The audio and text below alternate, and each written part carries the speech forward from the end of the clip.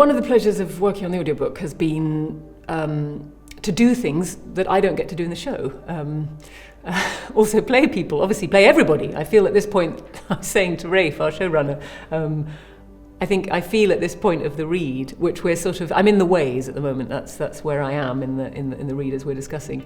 I feel like I'm acting out the entire first season single-handedly. It feels like that much of a kind of emotional sort of outpouring or journey, or there are days when you just feel exhausted. There are days when you feel exhilarated, and there are days when my heart's racing as I get to certain passages. For instance, when Rand is in some of his dreams talking to the Dark One. I mean, sometimes I have to take a breather afterwards because I'm in Rand's psyche and I'm just wrestling with this massive stuff as he is. I'm being a little bit vague because I know some people might be watching who haven't got to the end yet. But it's huge stuff, and that's another thing that surprised me, is it's so much bigger than I think I gave it credit for, or that I realised. So much more expansive emotionally. One of the pleasures has been getting to play all these different people, but also getting to speak Old Tongue, which Moraine doesn't. In fact, she does in the book, but she doesn't as yet in our series, although we know she can read it. But also getting to speak Trolloc. And thankfully I've had Naomi Todd, who is our dialect coach on the show, and she has worked with me on the audiobook as well. And so she's introduced me to her reading and understanding of Trolloc tongue. And Naomi has been so brilliant because not only has she worked on that, but she's also taken Robert Jordan's writing of Old Tongue and expanded it into an entire language. So she's taken the etymological cues that Robert Jordan gave and built a language that's structured in the way that he has obviously intended, but broadened it so that we can play some scenes in Old Tongue.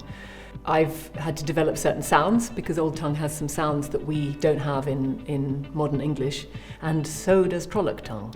And one of the ways Robert Jordan describes the Trolloc speaking, they do try and speak some English, but they say that he describes the sound coming out of their mouths or coming out of a muzzle that was never intended for human speech. So it's like their language fits their mouth, but when they try to speak human speak, it doesn't come out sounding, it comes out sounding warped and strange and tortured. I think, when you've got a cast of characters as massive as the cast of Robert Jordan's books, you've got to kind of pull on all your resources. You've got to use the full range of your voice, from kind of heady voices, right down into your deepest booming chest registers. And that also includes sometimes straining it, sometimes trying to go for the really scratchy sounds. And sometimes really letting all the resonance come out, and sometimes he gives a cue, like he talks about a wagon driver who keeps his pipe clenched between his teeth. So then you just try and do the talk like it's always coming out between clenched teeth, and that immediately gives another kind of feeling to the voice. Even with Elias, for instance, who's the wolf brother, the man who can run with wolves, I've tried to kind of keep a sense that although whatever he's speaking, sometimes there's a kind of growl that can come in underneath, so that you've got something that beds it into another world. Sometimes you get caught out because there are muscular positions of your mouth for speaking with certain characters' voices. And if you're doing a long speech of that character, it can be a big jump to change the kind of where the sound sits for a completely different character. For instance, Tom Merrilin is an interesting one because I've given him some, I'm not saying he's Irish, but I've given him some Irish colouring in his R's, because I feel he's got that theatrical sound that Robert Jordan talks about, and so he needs to be able to tell a story in a kind of resonant way. And I thought that some of the Irish rhythms could lend more colour to that than, say, an RP voice. And he's obviously a well-travelled man, so the fact that he's borrowed little pieces from different cultures makes sense to me. But if I'm going from Tom Marilyn into Beal Domon, who's Welsh, it can be really hard. And just then I didn't get it right when I just gave you that demonstration, because, so probably I would go back then and get into my little handle that you get to take you back into a certain character's voice. Secure that boomgelp was the one for Beal Domon. Did I not tell you to secure that boomgelp?